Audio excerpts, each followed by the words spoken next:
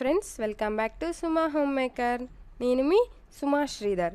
ఈరోజు వీడియోలో రెసిపీ వచ్చేసి చికెన్ లివర్ ఫ్రై అండి. ఈ చికెన్ లివర్ ఫ్రైని మనం సింపుల్ అండ్ టేస్టీగా తయారు చేసుకుందాము. బిగినర్స్ కూడా ఇంకా బ్యాచిలర్స్ కూడా ఈజీగా తయారు చేసుకునే ప్రాసెస్ని అయితే నేను మీతో షేర్ చేసుకుంటున్నాను. వీడియోని స్కిప్ చేయకుండా ఎండ్ వరకు చూసి నచ్చితే లైక్ చేసి సబ్స్క్రైబ్ చేసుకోండి. ఇంకా మీరు ట్రై చేసి మీకు ఎలా వచ్చిందో నాకు కామెంట్ రూపంలో తెలియచేయండి. ఈ చికెన్ లివర్ ఫ్రైని మనం అన్నము, సాంబారు, రసంలోకి సైడ్ డిష్గా తిన్నా సూపర్గా ఉంటుందండి. ఇంకా మనం విడిగా బౌల్లోకి వేసుకొని తిన్నా సూపర్గా ఉంటుంది. మార్కెట్ నుంచి ఈ సింపుల్ ప్రాసెస్ని ఎలా తయారు చేసుకోవాలనేది చూసేద్దాం. తీసుకొచ్చారండి. వీటిని మేము రాళ్ళ గుండికాయలు అంటాము. చాలామంది కందనగడ్డ కాయ అని కూడా అంటారు. మీరున్న ప్లేస్లో వీటిని ఏమంటారో నాకు కామెంట్స్ చేసి చెప్పండి. వీటిని అయితే ఇప్పుడు మనం ఇందులోకి 2 లెమన్స్ని పిండి 5 మినిట్స్ పక్కన పెట్టి 5 మినిట్స్ తర్వాత వాష్ చేసుకోవాలండి. 4-5 టైమ్స్ వాష్ చేసుకున్న తర్వాత ఫ్రై కోసం మనం ఇలాగా ముక్కలుగా కట్ చేసుకొని పెట్టుకోవాలి. ఇలాగా ముక్కలుగా కట్ చేసుకున్న వాటిని స్టవ్ పైన ఒక ప్యాన్ ఉంచి ప్యాన్ బాగా వేడెక్కిన తర్వాత అందులోకి వేసుకోవాలండి. ఇలా వేసుకున్న వాటిల్లోకి ఒక గుప్పెడు కల్లుప్పు అయితే వేసుకోవాలండి. 2 టేబుల్ స్పూన్లు ఉంటుంది సుమారుగా. 2 రెమ్మల కరివేపాకును కూడా వేసుకొని ఒకసారి మొత్తాన్ని గరిటెతో కలయి తిప్పి మూత పెట్టి స్టవ్ని హై ఫ్లేమ్లో ఉంచి 10 మినిట్స్ మనం కుక్ చేసుకుంటే మనకి ఈ విధంగా అయితే లివర్స్లోంచి వాటర్ అయితే పైకి వచ్చేసి ఉంటాయండి. ఇప్పుడు మనం ఇందులోకి సన్నగా కట్ చేసుకున్న ఆనియన్స్ని కూడా వేసుకొని మొత్తాన్ని ఒకసారి గరిటెతో కలయి తిప్పి ఇందులోకి మనం ఇప్పుడు 1 టేబుల్ స్పూన్ దాకా పసుపునైతే యాడ్ చేసుకోవాలండి. ఇప్పుడు పసుపును కూడా యాడ్ చేసి గరిటెతో తిప్పి మూత పెట్టి ఇంకొక 15 మినిట్స్ హై ఫ్లేమ్లో కుక్ చేసుకుంటే అందులో ఉన్న వాటర్ అంతా ఇంకిపోయి ఉంటుందండి. ఇంకొంచెం వాటర్ ఉన్నవి వాటిని కూడా మనం గరిటెతో తిప్పుకుంటూ ఉంటే అవి కూడా ఎగిరిపోతాయండి.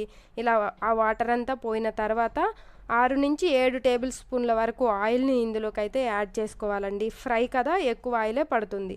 ఇలా ఆయిల్లో ఫ్రై అవుతున్నప్పుడు సన్నగా కట్ చేసుకున్న పచ్చిమిర్చి ముక్కల్ని కూడా వేసుకొని గరిటెతో మనం 5 నిమిషాలకు ఒకసారి కలయి తిప్పుకుంటూ ఉండాలండి. ఇలా కలయి తిప్పుకోవటం వలన అన్ని ముక్కలు ఈవెన్గా ఫ్రై అయిపోతాయి. ఇలాగా ముక్కల్లోంచి ఆయిల్ పైకి వస్తూ ముక్కలు చిటపటలాడుతూ ఉంటాయండి.